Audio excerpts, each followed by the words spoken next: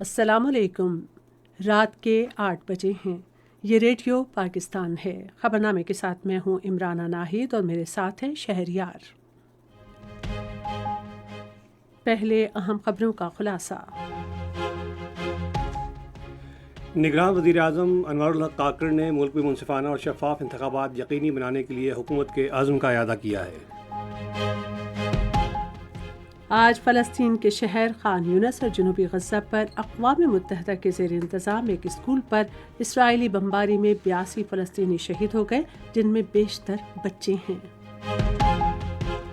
اقوام متحدہ میں پاکستان نے غزہ میں انسانی بنیادوں پر تشدد کے خاتمے کے لیے فوری اور مستقل جنگ بندی پر زور دیا ہے۔ نگران وزیر اطلاعات نے علاقائی تعاون کے فروغ کے لیے مالدیپ کے ساتھ مل کر کام کرنے کا پاکستان کا عزم ظاہر کیا ہے۔ وفاقی وزیر تعلیم نے نوجوانوں کو بااختیار بنانے کے لیے تعلیمی نظام کے استحکام پر زور دیا ہے۔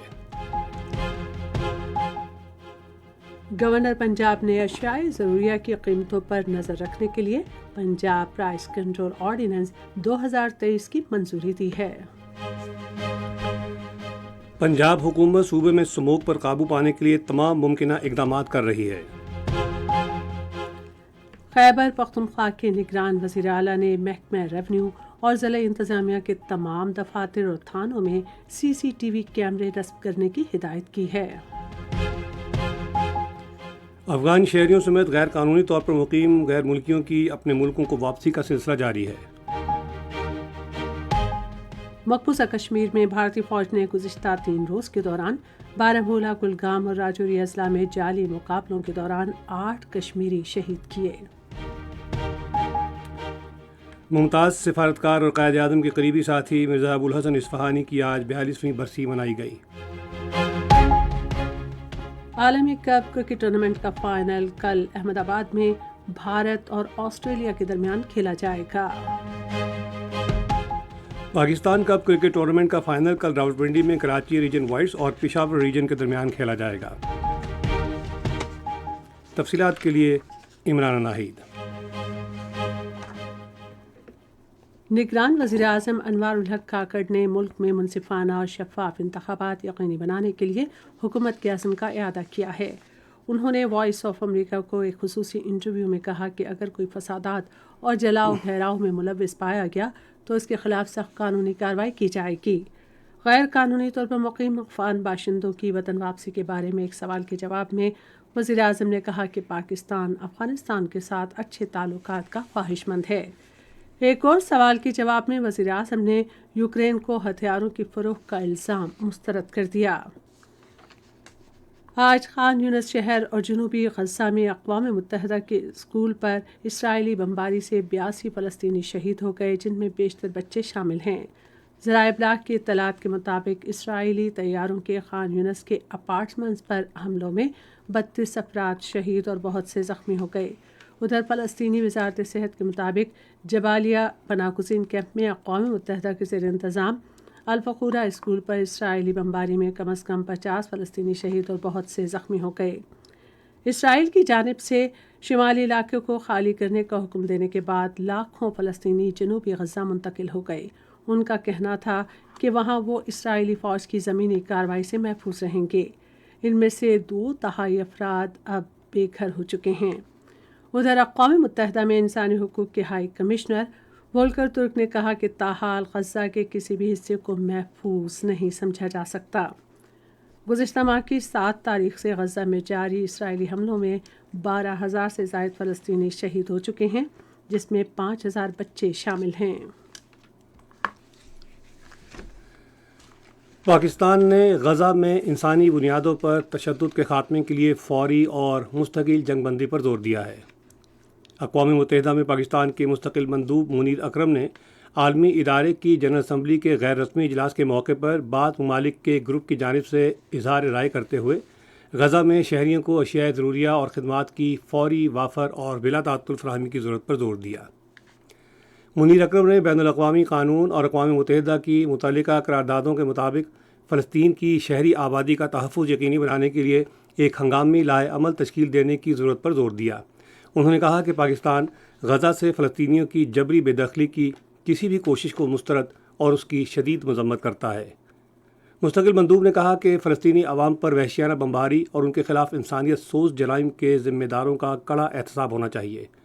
منیر اکرم نے عالمی برادری پر بھی زور دیا کہ وہ غزہ میں تباہ کن انسانی صورتحال کا فوری نوٹس لے اور اسرائیل کو مقبوضہ علاقے پر اپنا تسلط ختم کرنے اور جارحانہ کارروائیاں بند کرنے پر مجبور کرے۔ فلسطین کی وزارت خارجہ نے غزہ کے مقبوضہ علاقے پر اسرائیل کی اندھا دھند اور وحشیانہ بمباری کا معاملہ بین الاقوامی فوجداری عدالت کو بھیجنے کے سلسلے میں 5 ممالک کے فیصلے کا خیر مقدم کیا ہے۔ وزارت نے social media platform X پر ایک بیان میں جنوبی افریقہ، بنگلہ دیش، بولیویا اور کوموروز اور جبوتی کی جانب سے ہونے والی کوششوں کو حوصلہ افزا قرار دیا۔ اس کوشش کے تحت بین الاقوامی فوجداری عدالت سے کہا گیا ہے کہ وہ فلسطینی ریاست کی صورتحال کے تناظر میں اپنے دائرہ اختیار کے تحت ان جرائم کی جامع اور تفصیلی تحقیقات کرے۔ پاکستان نے غزہ میں انسانی بنیادوں پر تشدد کے خاتمے کے لیے فوری اور مستقل جنگ بندی پر زور دیا ہے۔ اقوام متحدہ میں پاکستان کے مستقل مندوب منیر اکرم نے عالمی ادارے کی جنرل اسمبلی کے غیر رسمی اجلاس کے موقع پر بعض ممالک کے گروپ کی جانب سے اظہار رائے کرتے ہوئے غزہ میں شہریوں کو اشیاء ضروریہ اور خدمات کی فوری، وافر اور بلا تعطل فراہمی کی ضرورت پر زور دیا۔ منیر اکرم نے بین الاقوامی قانون اور اقوام متحدہ کی متعلقہ قراردادوں کے مطابق فلسطین کی شہری آبادی کا تحفظ یقینی بنانے کے لیے ایک ہنگامی لائحہ تشکیل دینے کی ضرورت پر زور دیا۔ انہوں نے کہا کہ پاکستان غزہ سے فلسطینیوں کی جبری بے دخلی کی کسی بھی کوشش کو مسترد اور اس کی شدید مذمت کرتا ہے۔ مستقل مندوب نے کہا کہ فلسطینی عوام پر وحشیانہ بمباری اور ان کے خلاف انسانیت سوز جرائم کے ذمہ داروں کا کڑا احتساب ہونا چاہیے۔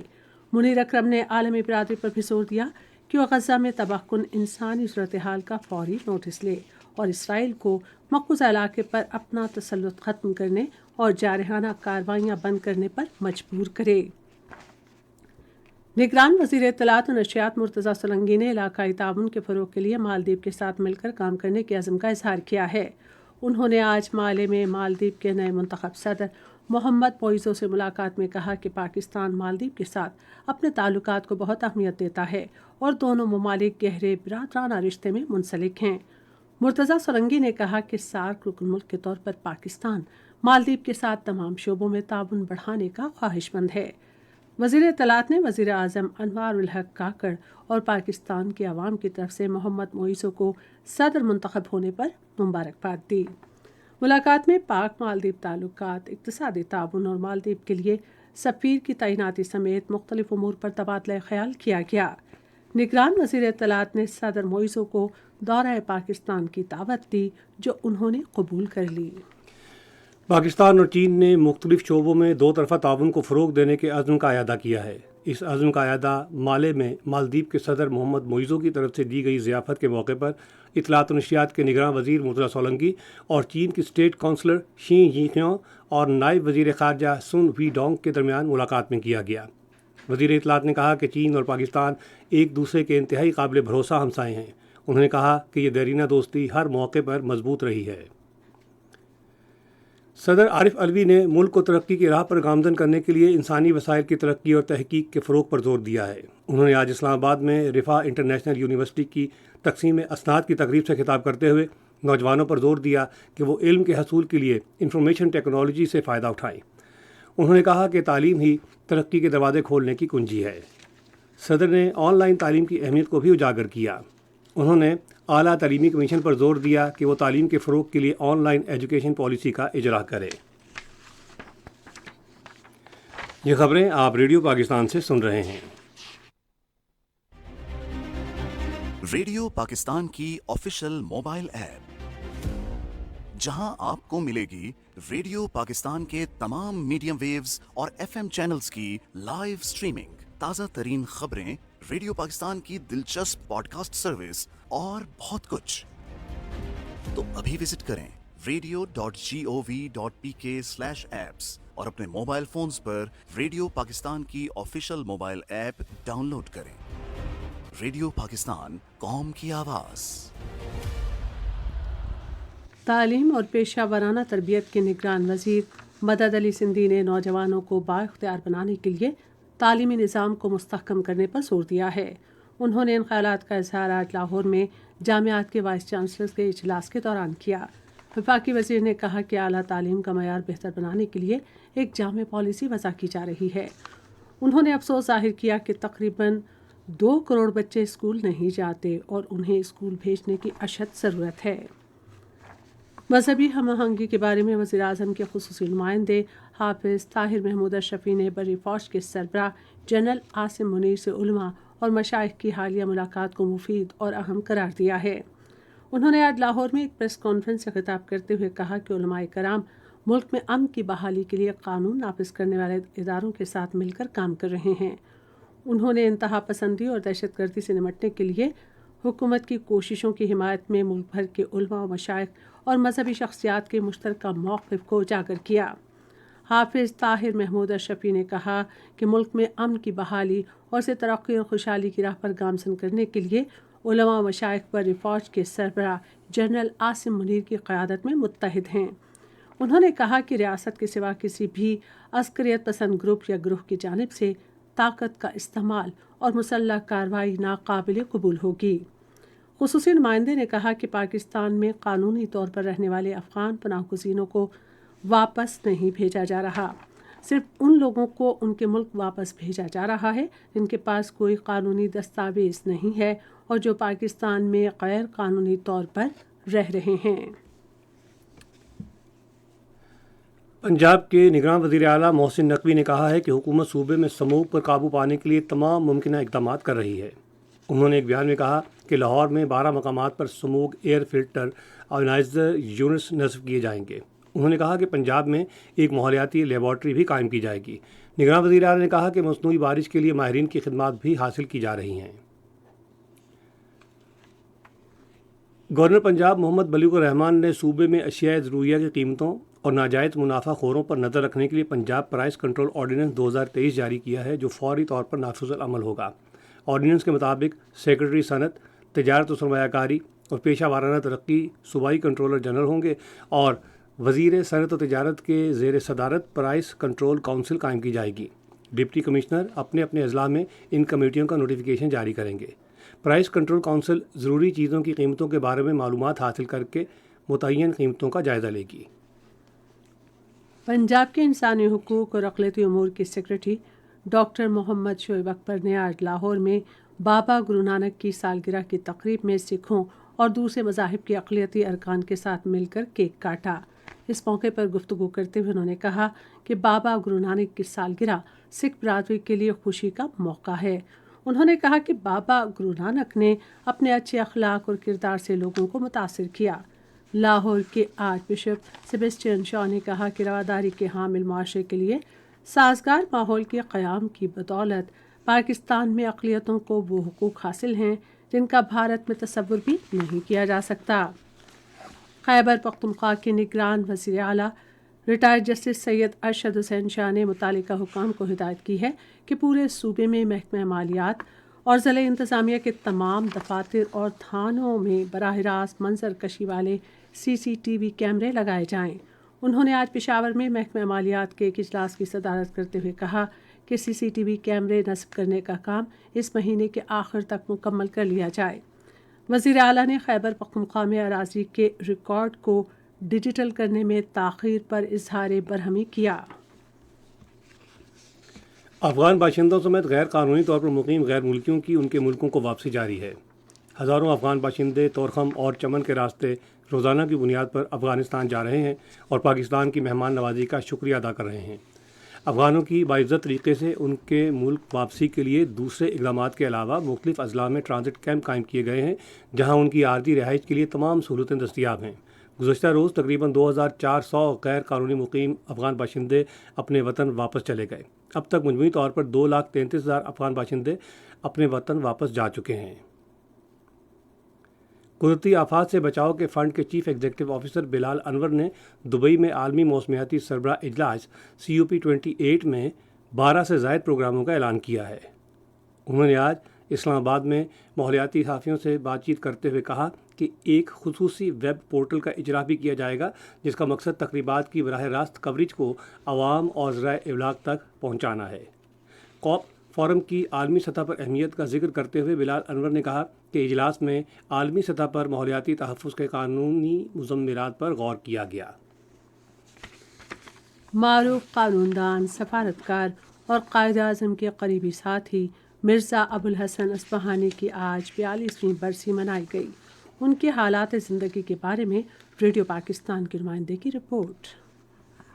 18 نومبر سن 1981 کو معروف قانون دان، سفارتکار، وفاقی وزیر اور قائد اعظم کے بااعتماد ساتھی مرزا ابوالحسن اصفہانی کراچی میں وفات پا گئے اور کراچی میں گورا قبرستان کے عقب میں واقع فوجی قبرستان میں آسودہ خاک ہوئے۔ مرزا ابوالحسن اصفہانی 23 جنوری سن 1902 کو مدراس میں پیدا ہوئے تھے۔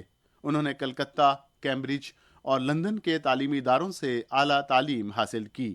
سن 1937 میں وہ آل انڈیا مسلم لیگ کے ٹکٹ پر بنگال کی مجلس قانون ساز اور سن 1946 میں وہ مرکزی مجلس قانون کے رکن منتخب ہوئے۔ ڈائریکٹر قائد اعظم اکیڈمی خواجہ رضی حیدر کا مرزا ابوالحسن اصفہانی اور قائد اعظم محمد علی جناح کے باہمی تعلقات کے حوالے سے کہنا تھا۔ مرزا ابوالحسن اصفہانی اور قائد اعظم محمد علی جناح کے درمیان 1936 سے 1948 تک جو خط و کتابت ہوئی ہے اسے قائد اعظم سے کسی رہنما کی طویل ترین خط و کتابت کا۔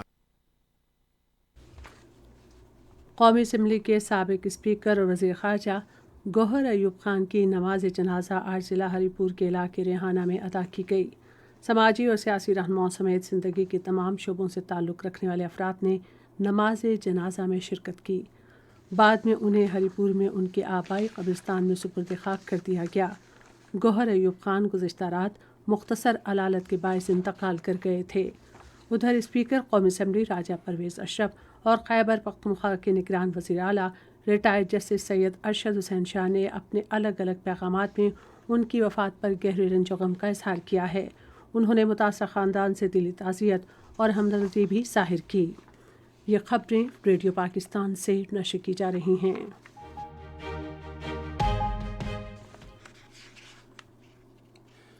امریکہ میں پاکستان کے سفیر مسعود خان نے امریکی کمپنیوں سے کہا ہے کہ وہ پاکستان میں اپنی سرمایہ کاری میں اضافہ کریں۔ انہوں نے امریکہ پاکستان پبلک افیئرز کمیٹی کے ایک وفد سے آن لائن ملاقات میں آئی ٹی، قابل تجدید توانائی، زراعت اور کان کنی کی صنعت میں امریکی سرمایہ کاروں کے لیے بڑے پیمانے پر تجارت اور سرمایہ کاری کے مواقع کو اجاگر کیا۔ سفیر نے تجاویز کو مقررہ وقت میں عملی شکل دینے کے لیے پاکستان کے تجارتی حکام کی ہر ممکن حمایت کا یقین دلایا۔ China outbound travel and tourism mart کا 3 روزہ رنگا رنگ سیاحتی میلہ بیجنگ میں ختم ہو گیا ہے۔ پاکستان کی سیاحتی ترقیاتی کارپوریشن کے ساتھ 8 نجی اداروں نے میلے میں شرکت کی اور پاکستان کے پرکشش ثقافتی ورثے اور خوبصورت مناظر کی عکاسی کی۔ ادھر سیاحت کے وزیر وسیع شاہ نے ایک بیان میں کہا ہے کہ سیاحت کی اس مارکیٹ میں پاکستان کی شرکت سے دونوں ملکوں کے درمیان سیاحتی تبادلے کو مستحکم کرنے میں مدد ملے گی۔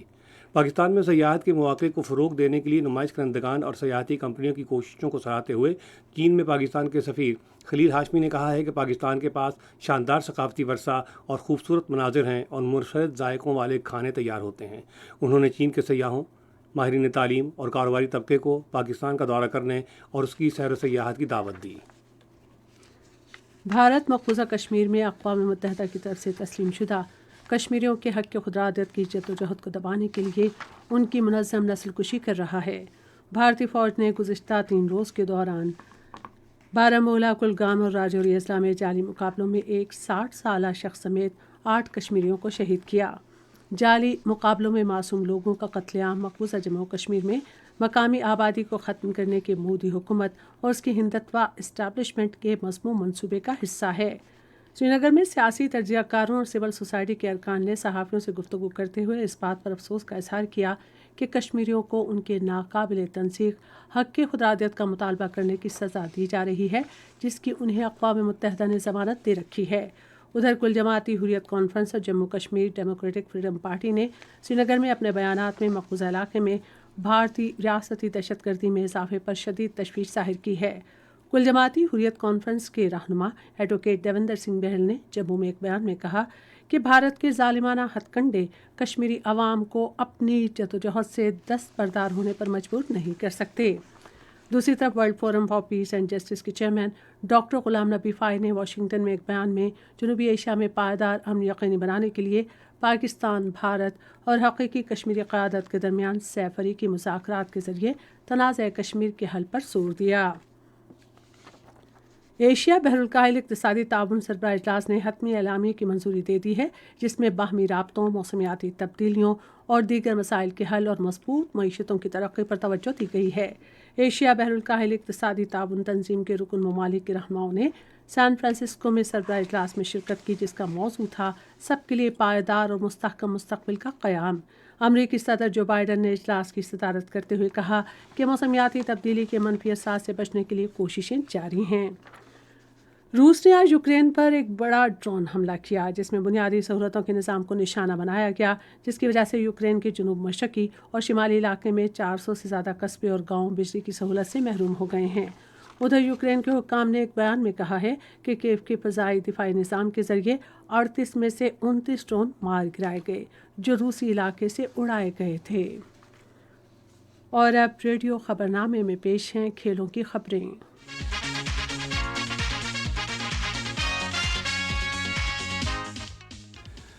عالمی کپ کرکٹ ٹورنامنٹ کا فائنل کل احمد آباد میں بھارت اور آسٹریلیا کے درمیان کھیلا جائے گا۔ میچ پاکستان کے معیاری وقت کے مطابق دوپہر 1:30 بجے شروع ہوگا۔ آئی سی سی عالمی کرکٹ کپ کے فائنل کے لیے رچرڈ النگورتھ اور رچرڈ کیتھنبورو کو آن فیلڈ امپائرز کے طور پر نامزد کیا گیا ہے۔ آئی سی سی کے دیگر حکام کے مطابق میچ کے فائنل کے لیے جو ولسن تیسرے، کرس جیفری چوتھے امپائر ہوں گے اور اینڈی روہیوگرٹ میچ ریفری ہوں گے۔ پاکستان کپ کرکٹ ٹورنامنٹ کا فائنل کل پنڈی کرکٹ اسٹیڈیم میں کراچی ریجن وائٹس اور پشاور ریجن کی ٹیموں کے درمیان کھیلا جائے گا۔ میچ صبح 9:30 بجے شروع ہوگا۔ All Pakistan inter university athletics championship آج پشاور میں شروع ہو گئی۔ گورنر خیبر پختونخوا اس موقع پر مہمان خصوصی تھے، جنہوں نے چیمپئن شپ کا باقاعدہ افتتاح کیا۔ ملک بھر سے 43 یونیورسٹیوں کے 430 سے زائد کھلاڑی چیمپئن شپ میں حصہ لے رہے ہیں۔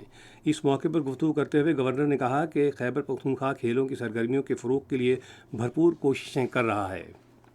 پشاور میں وینٹیج اور کلاسک کار ریلی کا آغاز ہو گیا ہے۔ ریلی میں 1930 سے 1970 کی دہائی کی 51 منفرد گاڑیاں نمائش کے لیے رکھی گئی ہیں۔ ریلی کل پشاور کے سروسز کلب میں اختتام پذیر ہوگی۔ وینٹیج اور کلاسک کار ریلی ہر سال منعقد ہوتی ہے۔ اس ریلی میں مشہور برانڈز جیسے مرسیڈیز، فورڈ، شیورلیٹ، منی اور وکس ویگن کی نمائش کی گئی ہے۔ All Pakistan inter university women squash championship آج پشاور کے قمر زمان اسکواش کمپلیکس میں شروع ہو گئی۔ اسکواش چیمپئن شپ میں 15 ٹیمیں حصہ لے رہی ہیں۔ 7ویں 3 روزہ نیشنل گرلز ٹچ بال چیمپئن شپ آج فیصل آباد میں شروع ہوئی۔ ڈپٹی کمشنر عبداللہ نیر نے چیمپئن شپ کا افتتاح کیا۔ ملک بھر سے ٹیمیں مقابلے میں حصہ لے رہی ہیں۔ اس موقع پر گفتگو کرتے ہوئے ڈپٹی کمشنر عبداللہ نیر شیخ نے کہا کہ نچلی سطح پر کھیلوں کے فروغ سے صحت مند معاشرے کے قیام میں مدد ملے گی۔ اور اب پیش خدمت ہے تجارتی خبریں۔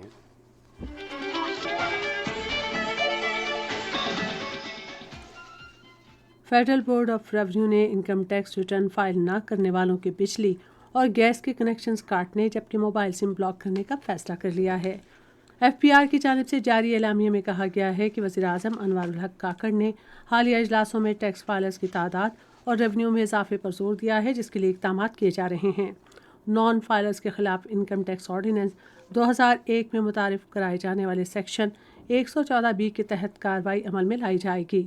اعلامیے کے مطابق ایف پی آر نے ٹیکس کی بنیاد وسیع کرنے کے لیے پورے ملک میں 145 ڈسٹرکٹ ٹیکس آفس قائم کر دیے ہیں۔ ڈسٹرکٹ ٹیکس آفیسز کے قیام سے ٹیکس دہندگان کو ٹیکس کو شمارے جمع کرانے میں بھی سہولت ملے گی۔ پاکستان کاٹن انجینئرز ایسوسی ایشن نے کہا ہے کہ رواں ماہ کی 15 تاریخ تک پاکستان بھر کی جننگ فیکٹریوں میں کپاس کی 70 لاکھ سے زائد گانٹھیں پہنچی ہیں۔ اس وقت ملک میں 455 جننگ فیکٹریاں موجود ہیں۔ ایوان صنعت و تجارت لاہور کے زیر تمام ملک میں میوچل فنڈ انڈسٹری کے بارے میں ایک سیمینار منعقد کیا گیا، جس کا مقصد لوگوں کو میوچل فنڈ کے فوائد اور اہمیت کے بارے میں آگاہی پیدا کرنا تھا۔ سیمینار کی صدارت ایوان کے صدر کاشف انور نے کی۔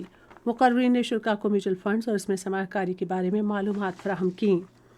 ایوان صنعت و تجارت فیصل آباد نے شالیمار ٹرین کے نئے روٹس کا خیر مقدم کیا ہے، جو سردست لاہور اور کراچی کے درمیان چل رہی ہے اور یہ براستہ فیصل آباد ملتان تک پہنچے گی۔ یہ تھیں تجارتی خبریں۔ اور اب پیش ہیں فن کی دنیا سے کچھ خبریں۔ معروف فلمی ہدایت کار پرویز ملک کی آج 15ویں برسی منائی گئی۔ پرویز ملک 2008 میں آج ہی کے دن اسلام آباد میں حرکت قلب بند ہونے سے انتقال کر گئے تھے۔ 1937 کو کراچی میں پیدا ہونے والے پرویز ملک نے پاکستان میں ایک خاص قسم کے سینما کو فروغ دیا جس کو کبھی دہرایا نہیں جا سکا۔ انہیں ان کی خدمات کے اعتراف میں صدارتی تمغہ برائے حسن کارکردگی سے بھی نوازا گیا۔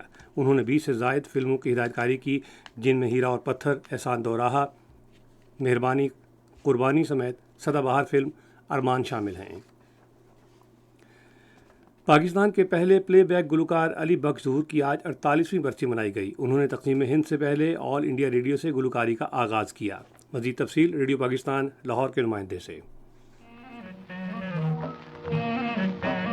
میں پیار کا دیا جلاتا ہوں، تو چھپ کے آ جا، چھپ کے آ جا، رو رو کے تجھے بلاتا ہوں، تو چھپ کے آ جا، چھپ کے آ جا۔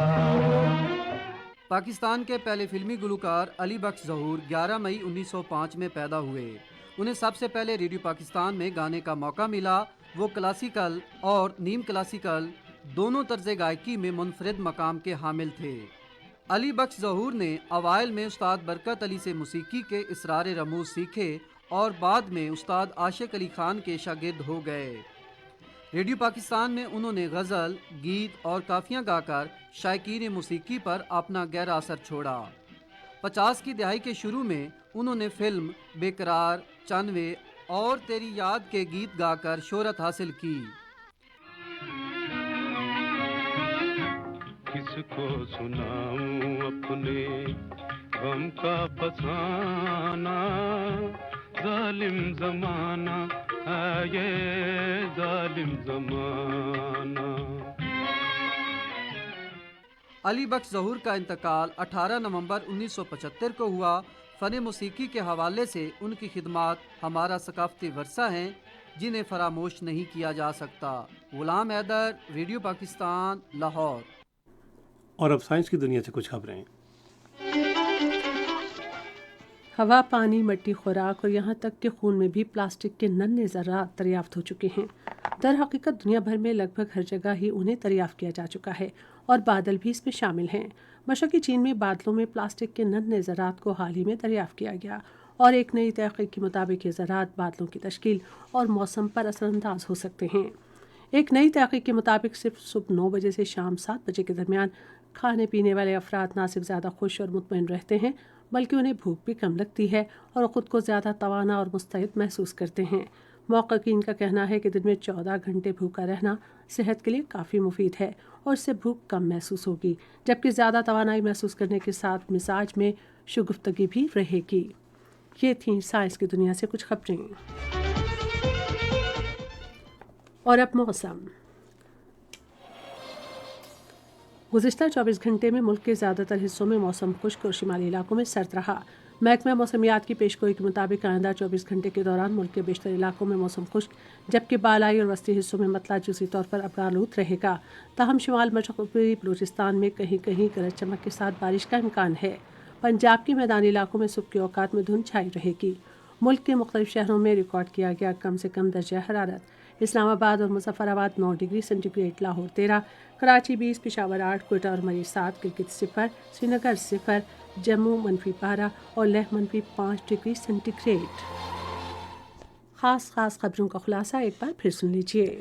نگراں وزیر اعظم نے ملک میں منصفانہ اور شفاف انتخابات یقینی بنانے کے لیے حکومت کے عزم کا اعادہ کیا ہے۔